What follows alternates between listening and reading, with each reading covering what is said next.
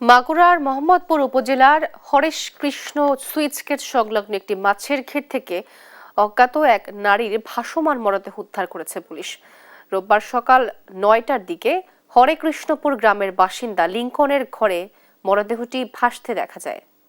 পরে বিষয়টি এলাকায় জানাজানি হলে স্থানীয়রা মোহাম্মদপুর থানা পুলিশকে খবর দেয়। পরে খবর পেয়ে ঘটনাস্থলে পৌঁছে মরদেহ উদ্ধার করে পুলিশ। স্থানীয়রা জানায় ওই নারীকে গেল কয়েকদিন ধরে আশপাশের এলাকায় ঘোরাফেরা করতে দেখা গেছে, তবে তার পরিচয় এখনো নিশ্চিত হওয়া যায়নি বলে জানায় পুলিশ।